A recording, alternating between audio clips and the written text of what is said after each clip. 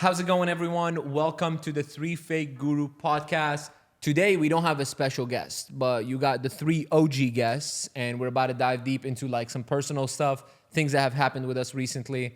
I'm super excited for this one because we haven't done this before, and I've been wanting this for a while. So without further ado, let's just jump into it.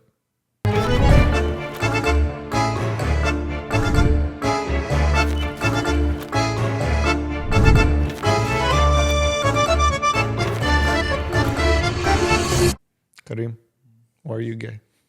No, bro, you can't start like that.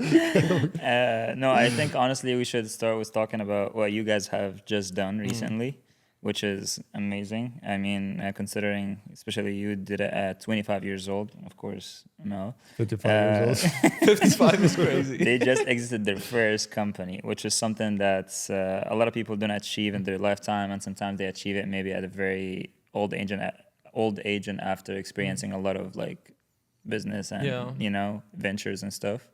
So yeah, talk to us more about that. I mean, it was low-key, it was like not the simplest process in the world. Like it was kind of like tough, and it was very like stressful for me personally. I mean, I don't know about you, but I was just hoping everything would go smooth. And the way that my brain operates, it's like I try to always think positive, but like in my head I can only calculate like the negative things that can happen. Like because like almost nothing I try goes on without like a problem. Yeah. So I was like, where is the problem going to lie? Because if it's a small problem, that's fine. If it's a big problem, that's not fine. Especially with things like can't do this, can't do that, XYZ, this is mine, this is yours, stuff like that. It was a weird transition for me, especially. So what do you think? I mean, I think the problem for this one was the potential of lost revenue of what we could have generated more. Agreed. Because obviously with the exit, obviously there's a multiple on that, but it's always like, what if, you know? Because even like selling like Gentech, whenever I think about it, I'm like, there's so many what ifs. Right. It's like we get so many like connections. I mean, we met because of Gentech. We met because of Gentech. Like all the relationships we have is because of Gentech. And letting that go sometimes is not worth whatever the exit is. Even though obviously like on the agency, the multiple can be like 5-6 times. It's a lot of money, but I feel like the relationships we have are worth a lot more than that money. But like people are like, oh, you can develop the relationships not even owning Gentech. But like, I don't know. I feel like a lot of the friends that we have is because of Gentech. I mean, I feel like not even just Gentech, but like content in general has helped us build a lot of like really, really good partnerships. True. Like I feel like the partnership with you has also opened up doors for us because it's like, oh, you know, the best content guy. Or like for you, for example, oh, you know someone that can run my ads really well, 100%. and vice versa. I mean, But talking about the exit, yeah, would you have done anything differently? Like, did you learn something from this one that will help you with the next one? 100%. Like before, I felt that I always put like 100% trust in everybody. Actually, let me ask you another question. I'm so sorry. Knowing what you know right now about the exit or whatever, if you're gonna go into a new partnership, did you actually when you started this partnership? You gotta did choose, you? I'm so brother. sorry. You gotta just decide. Did you plan for exits when you entered this one? Yes. So the purpose of that company was to go in and exit within a certain time frame. We Okay. exited within that time frame. We didn't hit the benchmarks and goals that we wanted to hit. But I mean, I can't complain. I made a shit ton of money along the way. Definitely, like it was life changing for me. The lessons I learned, and I think that it made me a much better CEO. I think it made me a much better person in business. Because before I used to put my trust 100% fully in everybody. Like for example, with me and Amel, like I literally trust him with my life in a sense, you know? So for me, I thought that, okay, like if I have that type of feeling towards someone, then it makes sense for it to be reciprocated back. And I feel like going forward in the future, not just in business, but in general, I realize that everybody, their priority is themselves, which 100% is respectable and is the way I should be operating. So that was the biggest lesson for me. Because before I'm super like altruistic, like I'm super selfless in business. Like I don't care how much I make. I care that everybody's happy.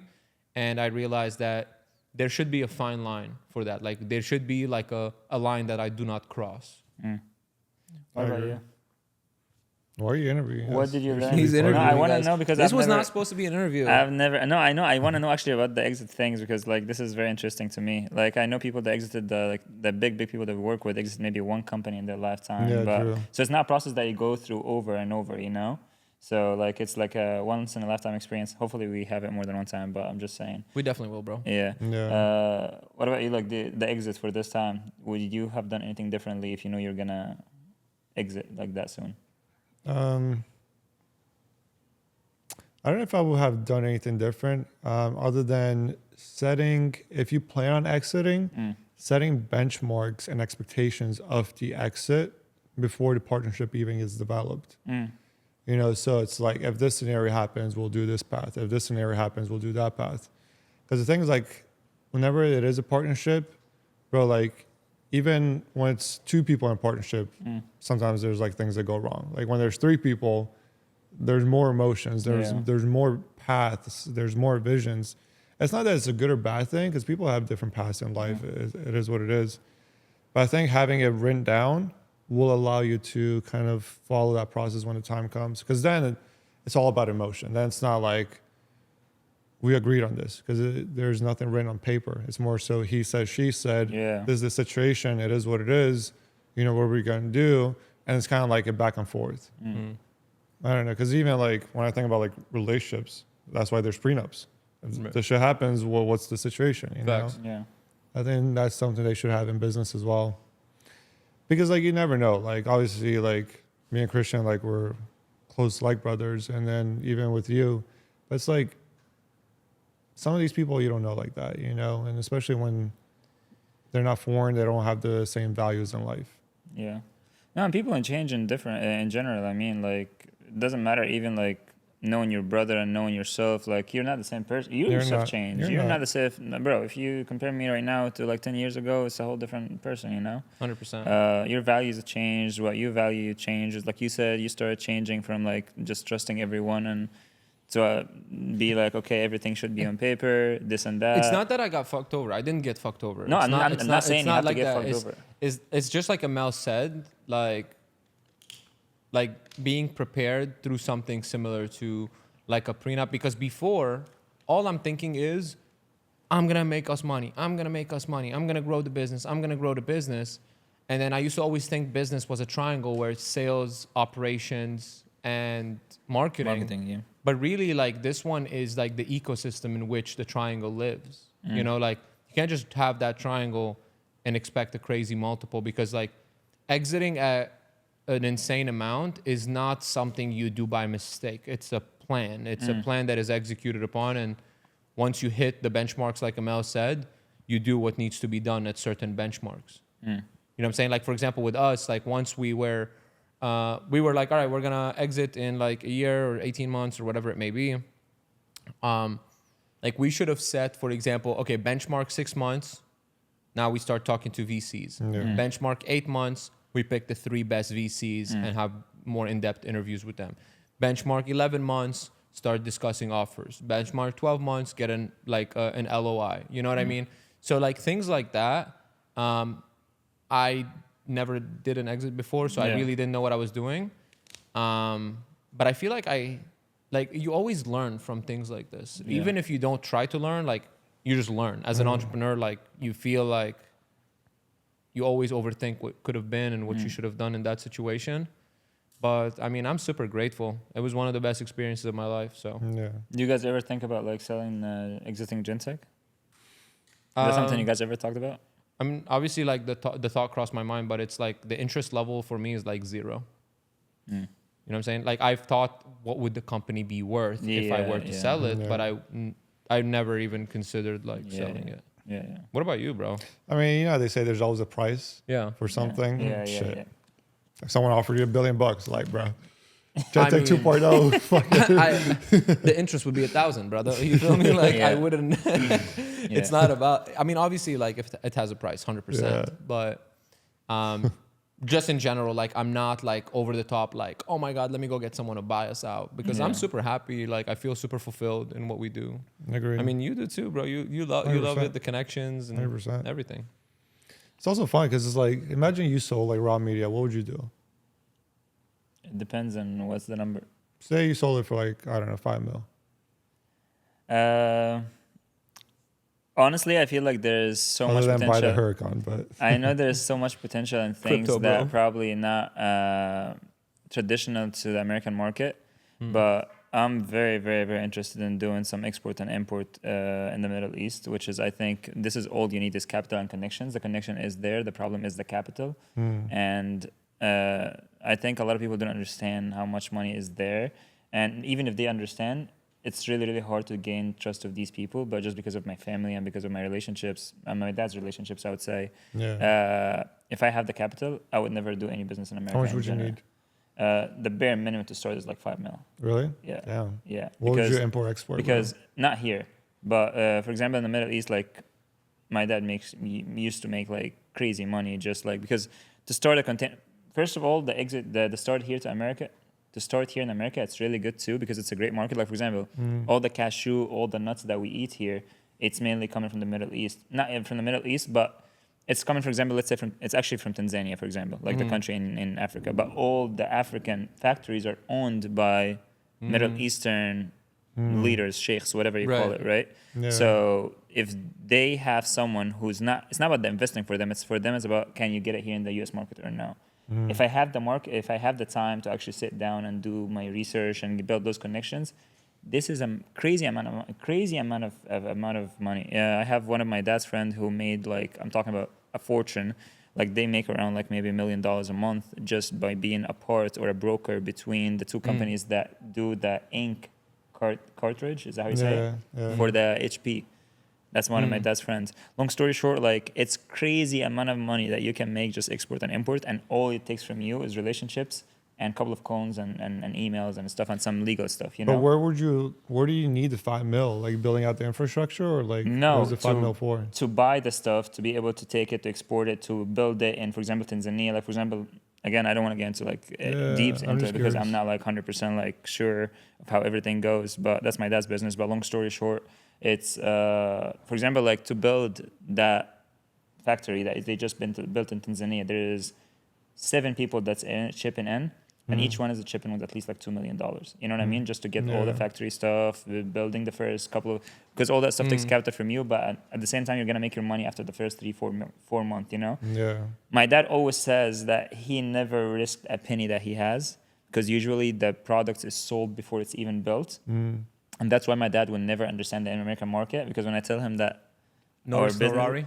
like when I tell him, Yeah, scared that's- money doesn't make no money, he doesn't believe in that stuff. Yeah. He believed like I would never start something. I don't know if your dad is probably the same way. I think your mistake is telling an old Arabic man scared money makes no money. The bro. thing is, I think that's the thing is, like he made so much money, and it's all like that. Like before he buys this product, he already sold it. He Yeah. goes sell it first, and then I he get buys it. it. You know, so he's guaranteed money. Right. You know, he never risked anything. He never lost any money, and he was always Yeah. that way. You know. Also, and like anyway. So long story short, like I think if I'm gonna be doing something, I'm looking outside America where I can make shit ton of money or just using your connections. I awesome. would be done with putting my hands into something like holding a camera or holding a tripod. You know what I mean? I think there's so many ways you can make money from. Holding not a just- tripod is crazy. Can you imagine him walking with a tripod? No, I'm so serious. I think there's so many ways. Like again, you guys see the online space right now. There's so course. much money trading, bro. Like again, like people Yeah. sit down and trade for like 30 minutes a day. I know Yeah. people that makes 2-3K per day, which is nothing. But I'm just saying, like Right. it's still a good amount of money. Right. You know, just sitting down on a computer Yeah. and just like using their mind for only 30 minutes and using the knowledge they already gained once, and they can utilize it for years. You know. Of course. I mean, I definitely I'm looking more into like guaranteed money. What you're starting to do is amazing. Yeah. I mean, I think that like, yes, you can make a ton of money with the marketing space and you can run the business in many different ways. Like, I think if someone is just trying to like cash grab as much as they can, like being like a single person, like a freelancer, if they're good at what they do, then they will do good. Yeah. Because I mean, really making 10, 20K a month is not hard at all. And Yeah. you can live like a king on 20, 30K a 100%. month. So you don't even need employees. You don't need an office. You don't need any of that. All you need is an LLC and an accountant and you're good. But obviously it's based on the goal. Like with us, like we're not trying to do that. We're trying to build something that is amazing where a lot of people can win and not just 2. You know what I mean? So, and then taking that and putting it into guaranteed income is what I'm 100%. trying to do. So like I no longer spend like my earned income, or that's at least the objective after 6 months, and just invest every penny I make from the companies and then from obviously rental income and properties. then I can like live. So no more rollies. Oh, there's gonna be hella rolls, brother, but they're not gonna be coming from one account. They're gonna be coming from the other one. No, I love that. Did you actually start like studying that real estate market before you go in, or you trusted someone? It's a combination of a couple things. Number one, I really don't give that much of a fuck. Like, I'll figure it out. Like, if I made a bad move, I'll figure out how to make it a good move. Because it's really hard to lose, right? Like, if you buy something and the property, let's say you offered 500K and the property is worth 300. The bank is going to go appraise the property before they give you the loan. They're going to be like, it's worth 300. Then you're like, all right, cool. Give me my deposit back, and you don't lose money because you never went into that bad deal. If you go under contract and the bank is like, all right, cool, this property is worth what you're paying, if let's say you're doing Airbnb and it's not like super profitable and it's wasting a lot of your time, you put a short-term or long-term tenant in there, and even if you lose a little bit, based on the principle that they're covering for you, technically you're not really losing. You know what I mean? It's very hard to lose money as long as you buy it correctly, and it's very hard to buy it wrong because the lender will literally tell you whether it's a good or bad deal. Like one of the properties that I'm closing on, not next week, but the week following, it just appraised for 115K more than what I'm paying for it. So like, it just doesn't make sense to me because I've never made 100K by just telling someone, yes, I want this. So it's like weird to feel.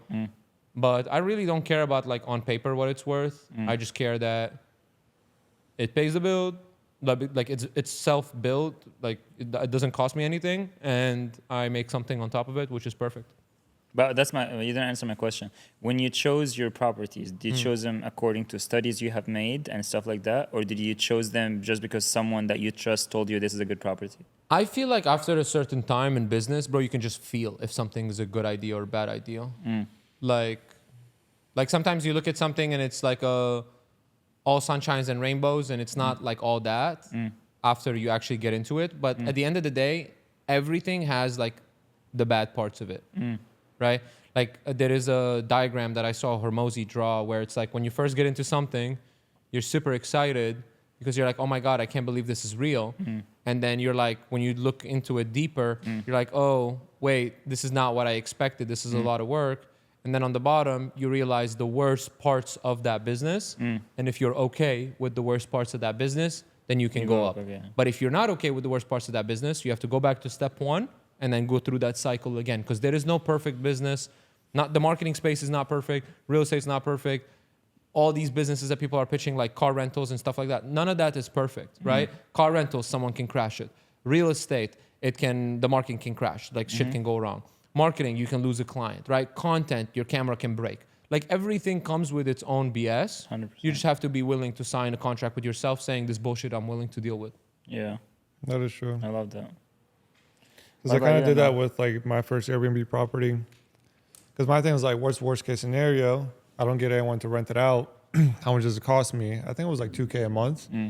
I was like, worst case, if I had to pay $2K out of my pocket, sure, I'll take it.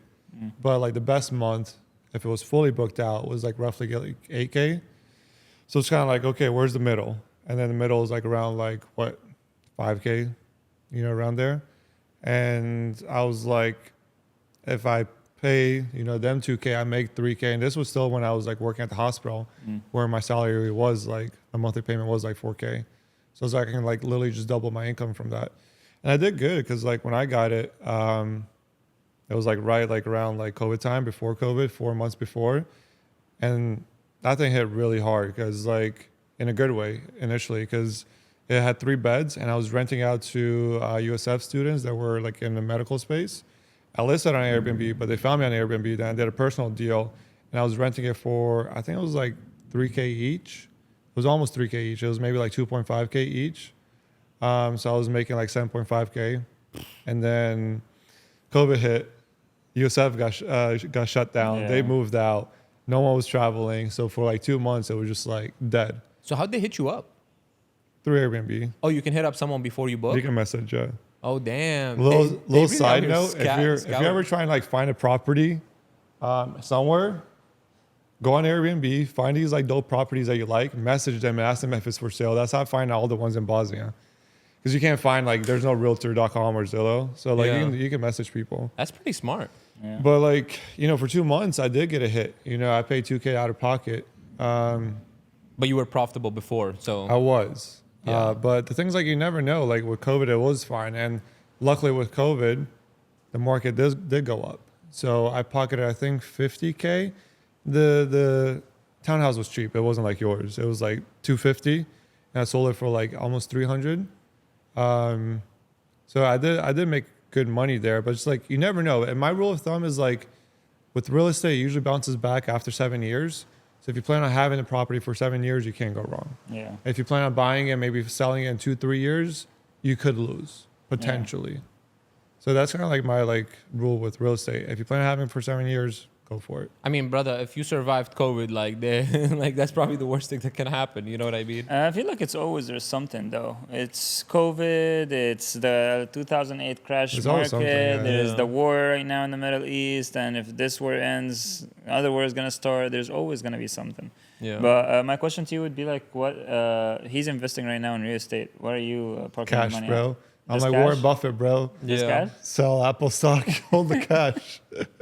Okay. ML's getting into Coca-Cola, bro. Yeah. For me personally, I feel like I'm. I mean, you guys, of course, like are, what's the word? Older than me when it comes to business, you know. So I'm still at the part where like everything that's coming, everything is going back in right away, and no equipment, no And that's the employees, best trainings. part. That really was my favorite part in business. Stay at zero. No, not I staying don't at know. zero, but Yeah. like really being deep in the hustle. Like, bro, I felt so happy during that time. Like when I would show up and like we would like I would work my ass off and we would like even go up by a little bit on our revenue. Like, bro, that shit would make me so happy. Yeah. You know what I mean? Like right now, like I feel like I'm so far removed from a lot of the day to day that Yeah. sometimes I'm like, I miss this shit. Yeah. I don't know. I feel like I would love the part where like I'm just catching out more. But I mean, don't get me wrong. Like there is some fun to it. Like just today, a couple of weeks ago, my business took a hit because of a couple of things that happened in my personal life, and then Yeah. a couple of things that happened even in the business life. And I'm like, okay, I need to get dirty again, and I need to improve as a person too. You know what I mean? Like as a business owner, I mean. For example, there's a lot of things I don't do. You know what I mean? Like I wasn't running enough ads. I wasn't doing email marketing. I wasn't building enough strategic partnerships. There was so many things that I was like, I'm doing it, but You're not doing it the way you want to be doing not it. just the way, the amount of that I should be having it. You know what I Right. mean? Like again, you can run ads for $1 a day. You're running ads, but Yeah. what the fuck are you gonna get You're with not- $1 you're not a doing it day? right, You know? yeah. So there's that one story that Alex Hormozi said that I love. He said like when they started like the gym launch or whatever, or the gym's thing, he went to his mentor and he told him try the flyers. So he printed around 500. You know that one? Yeah, but Yeah. say He it for printed the people watching. 500. He printed like 500, and he went and he like put them on cars and stuff. And then a couple of months after, he's meeting with his mentor, and his mentor was like, "Oh, did it work?" And he's like, "No, it didn't work at all." And he was like, "What was your testing sample?" And he was like, "I did 500." And he was like, "500." And he was like, "We do 2,000 a day." You know what I mean? Like that's the test, just to Yeah. test, you know? So he did it, but he didn't do it enough. You know what I mean? 100%. So I think that's one thing that I'm guilty of. And I'm like, again, I want to get dirty just to get what Yeah. you're saying. I want to get dirty again. Before I used to go to smoke shops and restaurants and knock on their door Yeah. and try to meet with the owner. And even if the owner does not exist, let me do a couple of pictures of you and you send them to your owner. You know what I mean? Yeah. Or I would Yeah. send them to their Instagram page and try to get their business. And it used to work. I mean, it wasn't for a huge amount of, I wasn't pressing myself right, but it used to work. Yeah. So I decided to do that again. And again, here we go, getting dirty again, sending my team to do free work and free to fee, we call it. So here's my packages. If you like one of those packages, but you just want to test the quality, we're going to do that first one for you for free. If you like it, we're going to proceed with this contract, you know? And it is fun. It is fun to hunt and to go and to build and to train the team. And you're good, but your drone needs a little bit of work. You're good, but your gimbal needs a little bit of work, you know? Yeah. But at the same time, I feel like it's just the work is way too much. Like sometimes I think, like, okay, what if? I mean, you're always that one question, right? What if after all this work, fucking nothing works? You know what I mean? It's like, okay, so have been working 16 hours days Yeah. for a couple of months. You know what I mean? 3 months, 4 months, sometimes years, and then at the end of the day, it all didn't work. And people keep telling you, oh, but there's no, like, when I put the plan, it cannot not fail, you know? And I understand that part, but sometimes it's going to fail. You know what I mean? Like, it's no matter how hard you can try, there's certain things. I mean, not a business like mine, as I said. Right. But for example, like if you started to open like a newspaper right now, Yeah. it's gonna fail. You know what I mean? It's Of not. course, I'm of just saying, course. like, there's always that potential. You know, especially sometimes it's not from you. Sometimes it's from the team. Sometimes you can't hire the right talents, no matter how much you try. You know how hard is it to hire an editor and a shooter? Like, it sounds simple, bro, but it's not. You know what I mean? Like, again, I see I videographers. never thought it was simple. You No, know I'm what just I saying, mean? like, I see videographers that I'm asking them how many years have you been in the business, and they will tell me 6 years, and then I will be like, what's dead band? And they don't even know what's dead band. It's simple thing in a gimbal. You know what I mean? Yeah. That I have to teach and stuff like that. Like, it's like, Yeah. do you know what's the filter size for this lens? They don't know it on top of their head. You know, certain things course. like that. I'm like, I mean, this is not important, but it just shows you like people don't actually. They just Yeah. do the bare minimum. You know. I mean, I don't think they're doing the I'm bare not talking minimum. about you guys. Relax. But anyways, yeah. I don't think they're doing the bare minimum. I think it's like it's simply like the way it works, because if they knew all these things, someone that is truly like a master of something cannot be hired. It's very hard. Like for a certain price, but not for a small business wage. You know what I mean? Like if someone is giving them $500,000 a year, yeah, you could hire someone that is a superstar because they want that guarantee, because they know they can make that money by themselves as well. That's why, like, usually when you have someone, and I saw this on like a video on Instagram. I can't remember who said this, but it was first you get paid for what you do, then you get paid for what you know, and then you get paid for who you are. You know what I'm saying? And I love that. Yeah. And what you're looking for is people that are trying to get paid for what they do. And these people are not masters. They're not getting paid for what they know yet. And that's why you have to train them. Even with us, bro, like, do you understand how hard it is for me to be impressed by a media buyer? I literally can't think of a single person that I haven't trained, that I touched their account and I was like, wow, this is beautiful. But let me ask you a question. How long does it take you to take someone who doesn't know anything about media buying to be at your level? That depends on them. That If depends they're a entirely. good, smart person. I mean, a good, smart person doesn't matter. It's if they're actually willing to do the boring work. Because media buying is sexy on the outside, very boring on the inside, right? Like knowing how to set up the ads and knowing how to create good creatives and knowing how to film good videos and all this and what to say in the videos. That's all a matter of, can you watch some videos and remember where the buttons are, right? But looking at data from like a macro perspective and deciding whether this is a good idea or a bad idea, this all comes from experience. Because if I told you right now, would you pay $100 for a booked appointment? Would you say yes or no? 100%. Okay. Imagine if I said that to a plumber. A lot of them will say, what? $100? I'll pay $5 and get one. God damn. You know, like it's not that industry, because that's like, I mean, that's a high ticket industry, but I'm saying in general, like a lot of people, depends what they sell. Like even for us, bro, I pay $200 an appointment gladly if they're Yeah, qualified. yeah. You feel me? Like even more.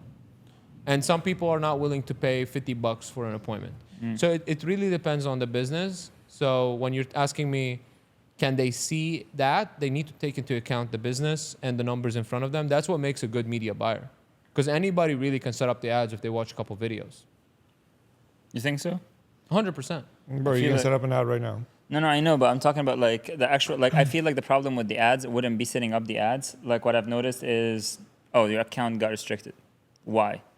Your thing, you know, because you Yeah, that wrote the wrong. happens. That's what I'm saying. Because you wrote the right thing, or you wrote the wrong thing, or sometimes it's just Facebook completely. You know what I mean? And you have to find ways to be able to reach out to Facebook and open the account again, Yeah. and you know what I mean? I mean, feel that- like the buttons, once you go in the back end, it's a lot too. You know what I mean? There's 1,000 things. Like for example, with you, Of course. you just go click, click, click. You know exactly where everything is. I Right. feel like it's a maze. But I've been doing it for 6 years, bro. And that's what I'm It's saying. different. And that's exactly what I'm saying. Like my main question was to find someone like your brother, for example. He's amazing. Yeah. Amazing at what he does, you know? Yeah. How long did it take you from He's point been with A? us, what, year and a half? Yeah, year and a half. Uh-huh. So year and a half? But he's also a sponge, because he's kind of like He is, low for key sure. like ADHD. Like if he doesn't know something, it bothers him. Other people, when the clock strikes 5, goodbye. 100%. Yeah, they're Yeah. done. It Bro, depends he's on the every person. day at the office till like 9 p.m., bro. Yeah. And I love that kid. So it really depends on who they are as a person on top of it. So like when you're interviewing someone, it's not always like, what's your experience? Have you done this before? X, Y, Z. It's like, What kind of person is you this are. individual someone that actually wants to win? And it's very hard to tell. Sometimes like they can trick you. Sometimes people are good at interviews and they suck in real life. We're experiencing some of that right now. So Yeah. Who? Bro, put it on blast. I ain't telling you, but you know who you are. Now, one No. thing I realized is we did hire one guy. Should I mention his name? The most recent sales hire? Mm-hmm. Doesn't matter. I don't have to mention his name. But there's like certain attributes where that you notice that people that are trying to prove themselves or prove others have that others don't. So the reason we hustle is because I think we want to prove ourselves and prove our family and prove everyone else. And there's something behind it while other people just want a paycheck. And I think a lot of times people don't have the outlet to prove themselves in a, I don't know, the right manner, whatever it is, financial or whatever it is. So sometimes you just need to give them the right outlet. Some people refer to that as like the vehicle, right? Right. So I remember when I was in school, I was like, all right, I'm in medical school. How do I prove myself? I need to become a doctor. And I was like, okay, being a doctor is not enough. No one talks about doctors. What else do I need to do? And the concept was go to space. So like a doctor out in space, and which is like crazy as hell. Like, why the hell do you want that? And it's like, I knew like I needed to stand out, just find some way to stand out. So I was like, I need to be like Want a it heart out surgeon, like that. and I need to be like a astronaut or whatever the path is. Luckily, I didn't have to do all that to find a way to stand out. But most of these people don't have an outlet. And the guy that we hired, he speaks English better than most of us. He speaks French, I believe, or Spanish, and then he's learning Japanese, and he's in school, and he's doing all this. So he's trying to find a way to prove himself, to break through. And I think if you find people that are looking to break through, they're gonna keep on hustling. They're gonna keep on grinding. They're always gonna want to take the next level. And most people, they're like, I got a bachelor's in marketing. I'm chilling. I just want a 9 to 5. They're always going to do the bare minimum because there's nothing else that like pushes them. Why would it? They come to work, they leave, they get paid, they're chilling. That's all they want in life. That wasn't us. And it's hard finding people that are like us. And I think that is what I like to look at when I interview someone is like, is this person trying to break through from something? Either just like their upbringing or their current like situation, whatever it is. Because those are people that go home and they watch YouTube videos and keep on learning because they're like, dude, I fucked up on that sales call. It's never going to happen again. Yeah. Yeah. Well, other people are like, well, I fucked up. It is what it is. I mean, for you to stand out, bro, you just got to stand up. True that. That was a bar. No, that's so true. I mean, I feel like the hiring and firing process in general, when it comes to like business ownership, is What one a of the biggest skill. things. What No, a it is. skill. It is. That's for What right. real. the hell? Because my business started growing when I started hiring the right talents, and I know like a lot of people will tell you like Alex Ramosi is one of the people that I listen to a lot and I respect a Brother lot. and- quoted him 3 times today. Yeah, For real. I literally watch his shit on repeat. Like, and he has so much content out there. Like, I'm trying to catch up, bro, and I can't. But like, I watch his shit because like he actually like it started playing with my mind. For example, he always say like he spends the most money when it comes to hiring the right talents. He's not trying to look for the cheapest one. He's not trying to like negotiate with anyone. If that's your price, I would pay it as long as you're the right talent, you know? 100%. And for me, I started thinking about that too. Like, okay, when I hire a videographer, should I just hire the biggest one and the best one and the blah, blah, blah? Or should I hire someone who's okay and I can train them to get the best? You know what I mean? I noticed that when it comes to my editing side, I started doing that and it took me to a whole different place. It's so easy to stand out now. You know what I mean? Yeah. Because I have the best videographers, best editors in the place. You know what I mean? Yeah. Like, Not the videographers. the videographers are amazing, but I just feel like, and I also feel like sometimes it's a work ethic thing because sometimes most of my videographers are Americans because they have to be here, but most of my editors are overseas where I'm from, and over there, if you give them the right incentive and if they're just more hustlers, you know, like they were like, okay, we're gonna do one a day, they will do 2. You know what I mean? If I said we're gonna edit this new technique, they will do it and step it up too. You know what I mean? Yeah. If I said do a reel, they will do the reel and they will do a thumbnail for it because they've seen it somewhere. You know, they're always like, hey, try this technique. We just saw this guy do it. Why don't you try it in your next shoot? You know, I feel like there's a different also like mentality when it comes to people here and people from there, and maybe that's why most of us are foreigners. You know. We always go back to that. I think it's just built different. You know, like when you're growing at this house and when you grow in this house, it's completely 2 different people. And I Yeah. think if you grow in this country and you grow in this country, it's a whole 2 different people too. I mean, some people like really pursue mastery. Like the easiest example I think of is like in video games, because I used to play a lot of video games growing up. Like I had some friends that would get the same game that we're playing, play a little bit when they're bored, and then some other people will play the game until they're done and never play again, and then some people play the game until they're done, and then they want to go get all the side missions and all the trophies and all the whatever. And I feel like the same kind of concept applies, because they don't have to send you the Why thumbnail. didn't you do that with FIFA? I tried. I'm not that good. I tried. I'm not that good. Yeah, no, but But I pursue mastery. Like Yeah. even in the game. You know what I mean? Like yes, like you know every let's- trick shot. You know every. I know skilled the move, little yeah, things that I yeah. can improve myself on. Yes, maybe I'm not naturally as talented, but Yeah. I'm gonna try to give myself an edge, kind of like what he was saying, by Yeah. learning how to do the free kicks and the Yeah, corners yeah. and stuff. Because when the ball is in play, I suck. You Yeah. feel me? Like I know Yeah, that. So yeah. No, I agree, because I had the same way with me too when it comes to cameras and stuff like that. And that's why, you know what happened to me a couple of days ago that I was like, or 2 weeks ago actually, I hit rock bottom maybe like a couple of times, but one of the biggest times was before I meet you guys right away. And when I say rock bottom, I don't mean financially, by the way. I mean rock bottom as a person, where you actually fucking sit down, close your door, and just think about everything. Family, friends, partners, team, everything. I've hit that once before I meet you guys, and the second one was like, I would say 3 weeks ago, 4 weeks ago. And bro, that ignited thing in me, like I don't even know how to explain it. I thought it was the daughter, but it wasn't the daughter. Like it was just me like, okay, I'm very good at memorizing everything. I have a stronger memory than maybe more than 90% of people that you know. You know what I mean? Like I can memorize a song, listen to it maybe 50 times without even like knowing bro, I what know word that it when says. we're driving back from Miami, bro. Yeah, He bro, knew like- every single word of every single Play a Spanish Japanese song. song to me 50 times, I will memorize that song like without even knowing what the fuck it says. You know what I mean? That's And crazy. Yeah, so I'm like, okay, so, and we all agree that most of business is connections, which is I think I'm pretty good at. I think I'm extrovert. I think I'm good at building relationships. And I was like, okay, what's missing in my business that I need to work on when it's like, for example, like email marketing. Why aren't we doing email marketing? Or me, personally, I'm talking about me. You know what I mean? What does the person that does it, how deep is the curve, you know? Because I used to study for like 16 hours a day. I used to sit down and study on a book. Bro, I have that one. If you talk to my dad, bro, he will tell you there was that one time when I was in high school, my dad told me, I want you to get the highest grades. You know how our dads are. And I want you to memorize. He was saying figuratively, I want you to memorize this book from the cover to cover, from the gilda to gilda, which means cover to cover. And as a joke, I literally memorized every single word in the book from the cover to the cover, including the author name and like the first, the first page when it says, why did I write this book? Bro, you're a freak for that. You know, is crazy. You're a and freak for that. just to fuck with That's my a dad. Mike Ross shit. Just to Yeah, fuck it with my is. dad when I told him like open the book and I started and he was like, that's not what it says here.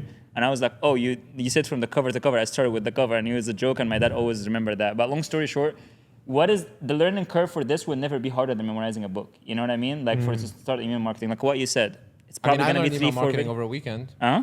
I learned email marketing over a weekend. That's what I'm saying. Exactly. I wrote a book over a weekend. Couple of videos. Like, Exactly. That's what I'm saying. Weekends are Everything where is I simple. thrive, brother. Everything is simple. That's exactly my point. Everything is simple. We keep saying like I keep saying a lot of things like it's so hard till I start and dip my tiptoes in it, and then I'm like, what the fuck? Dip That's my it? tiptoes is a crazy And statement. Bro, that's a bar right there. That's the name of the I'm song. like, oh, this is literally what it is. Bro, You know what I thinks mean? he's a nacho, bro. Like I told you, I talked with this guy that does email marketing, and he was like, I'm sorry, bro. that's Stop the talking about funniest thing email I've heard, marketing right now. what is it? It's not dip to your Dip tiptoes. that tiptoes, bro. What do you say? What do you say? Dip my toes, bro, not my tippy toes. Tiptoes. The tips of my toes. Anyways, long story short, That was a language barrier. a lot of things. No, I think tippy toes is the right word. Yeah, I'm sure it is, bro. You guys just say it in wrong. Egypt. You guys just say it wrong. But anyways, long story short, a lot of things I feel like, oh, this is gonna be so hard to learn. And then when you compare it to other things that we already know, like ain't no way email marketing is gonna be hard as lenses and cameras and settings and 1,000 menus and lighting and mics and you know what I mean? Bro, Ain't you can no learn way. everything, bro. Like literally, I think in 7 days you can almost be 80% of what you need to be in order to be good enough, because competition is low. Yeah, If competition was high, it would be a different story. it'll be a different level. Because like in America, why is it hard to find talent? Why are people soft? Like why is everything happening? Because people are comfortable, bro. Like everyone's chilling. Why go home and watch YouTube videos? We're chilling. We're driving nice cars, living nice place, good paycheck, good friends, good food. We're chilling. And the thing is, like, if we were in China, Oh, bruh, you'll be working 20-hour days, because like my girl's like brother, he works for Apple, and he's like, bro, you cannot compete with these Chinese people because they don't give a shit. They work and they just work. yeah. And to compete at their level, you can't. So they come here, they accept lower pays, and their level is just on a different level because China overall as a country, they're just looking to dominate. Yeah. And that's why a lot of them commit suicide. But like he says, they don't have a social life. They're not trying to do anything else. And to get their position, good luck. Yeah. Because they're going to outwork you and they're not going to complain and they're a lot smarter than you. So luckily in America, competition is low. Like 7 days, like you can probably beat most of the market. But if you're competing with like other countries, it's a different level, bro. Yeah. Like the fact that the guy that we hired, he knows 3 languages, bro. Like Americans hardly know English. Yeah. Like they don't know Spanish, they don't know German, they don't know like Chinese, these other like languages. And they don't know that much outside of their little like world. Yeah. If you ask them where's like Algeria located, they don't know. They'll be like, why is that important? Okay, cool, it's not important. How many planets do we have? I don't know, what, 8, 7? They don't know that shit. What's the chemistry compound of the molecule? Why are you laughing, bro? Anyone knew that there was that one video I just showing saw. There was the guy was walking in the streets, running, he was asking people, Americans. He was asking them where is the Great Wall of China is. What they say. One of them said Canada, the other bro, it was so bad, bro. One of them is asking how many continents out there. One of them said 52, and one of them said 50, thinking this is states. And then one of them, he said, yeah, name them. She said Michigan and shit, bro. It was like a disaster, bro. He was said, what's 10% of 100 or 13% of 100? And she sat down and saying 75 and weird numbers. And I'm like, ain't no way this shit is It's funny now, bro, but like America's gonna take a hit because of that. Yeah. It takes like probably maybe like 100 years, but like, dude, everything's gonna go down because of that. Because people are dumb and because our competition is a lot smarter than us. Yeah. Yeah. You know, one of my favorite videos, I know we're already beyond this topic, but it's when they showed them a picture of like the Lebanese flag and they asked, which flag is this? And I do the song thing. They said South Korea. Yeah. And they put like the Gangnam Style guy. Yeah. And they put Arabic music. Yeah, bro, that's the funniest thing ever. No, That's I feel, too funny to yeah, me. I feel like I think that's also a lot related to the educational system too. Because when I came here in the U.S. and I was looking at I was looking at the college stuff and I'm like, I literally, no joke, I took this shit in middle school. I feel you. Like if you guys go there to high school, that's probably what you guys teach here in PhD, you know.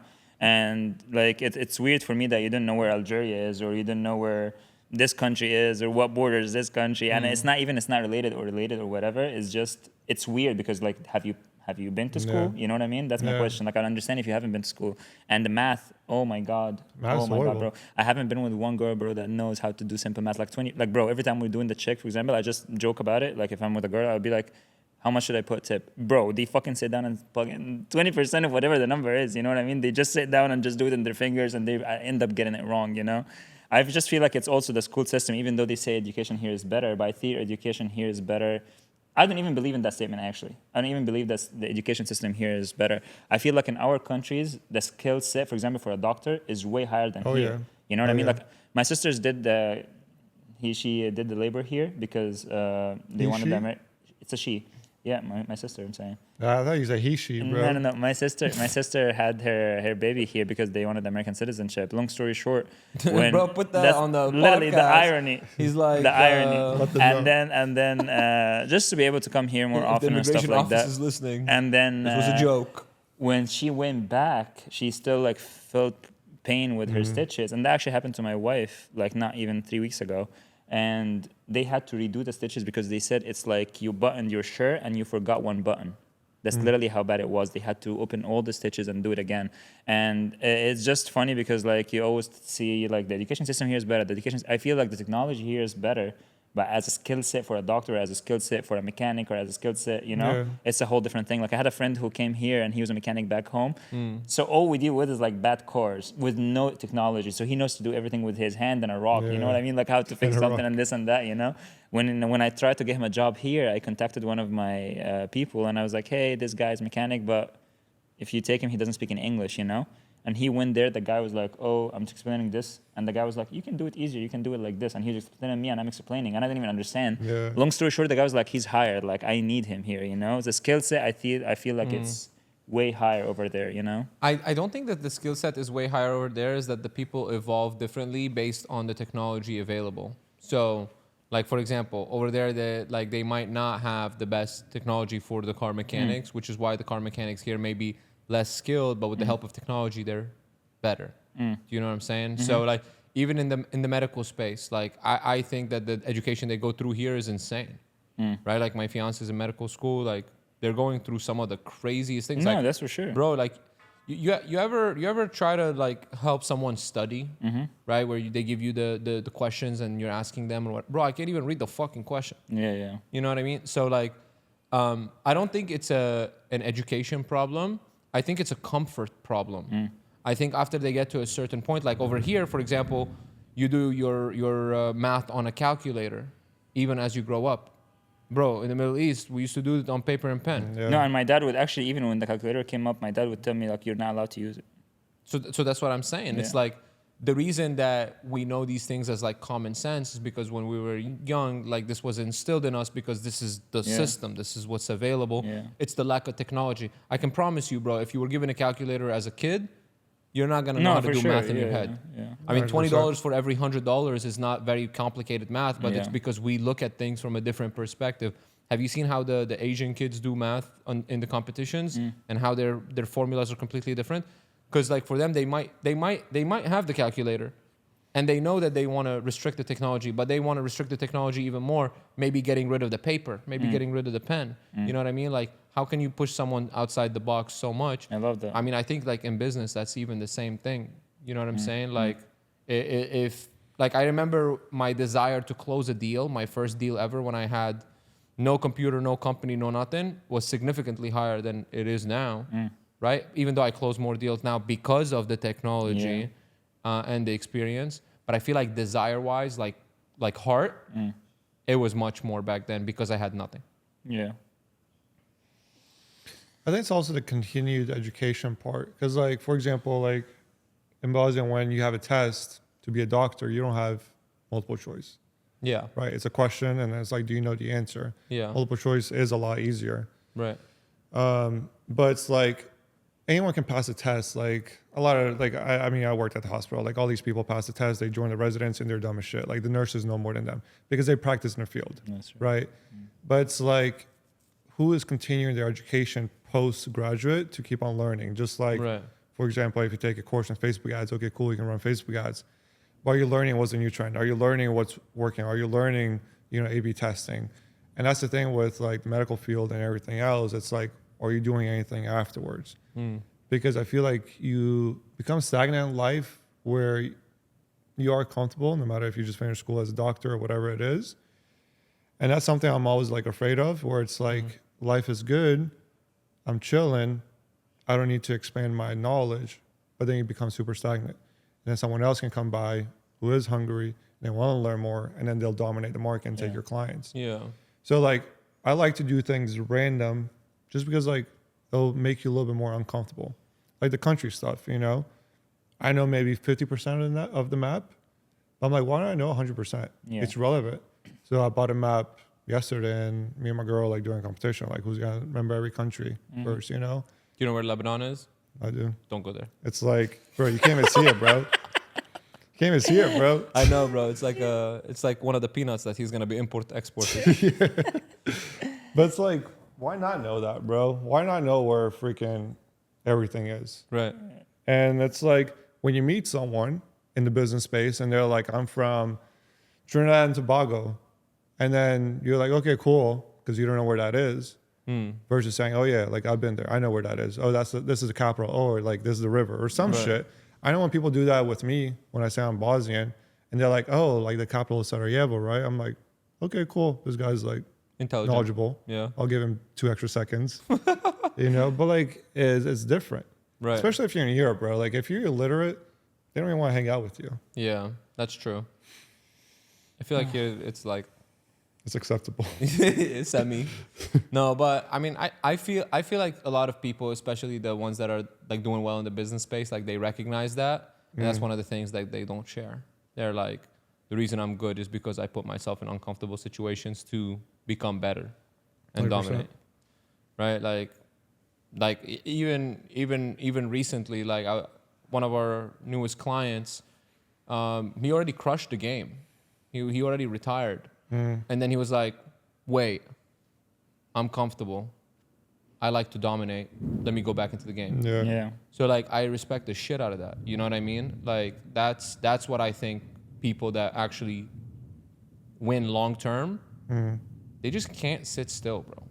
They can't, like, I don't know. Even with me, like, I don't know. I call it like my ADHD, but realistically, I can't sit down and like do nothing. Like my boredom will like kill me. Like I can't. But that's how you stay on top of the game. I don't know if you guys ever saw the pictures of like Ronaldo and Rooney Yeah. at the same age. Like Ronaldo is still hungry. He's still exercising. He's still working out. He's still learning. He still is, While bro. while Rooney is like just chilling right now. He's a coach. Yeah. So it's like, at what point do you say, all right, I'm good? Yeah. And then you just end up going downhill. I mean, I even see it with my grandparents. Like while they were active and walking and socializing, like they were vibrant. Yeah. And then they started like pulling back a little bit and just ends up going downhill. Yeah. So Do you guys believe in manifestation? 100%, bro. I wrote about it in my book. Like the law of attraction. Absolutely. Like, what are you thinking about? No, I'm asking you, like, do you actually believe, like, Bro, one of the chapters in my book, I wrote about when I, obviously, you know, I like cars a lot. And the first nice car I got was the F-Type R. It was a dream car for a long, long time. And it's weird how the universe works, dude. I've talked about this story a million times, but I haven't talked about it recently. But it's literally in one of the chapters. I explain it exactly how it went. I used to drive to the office damn near 5 a.m., 3, 4, 5 days a week. And I would stay there late. And when I'm driving back home, like I would literally, at a red light, I would look at my passenger seat and like imagine the seats that I wanted with the same exact configuration, same color, same everything that I wanted personally.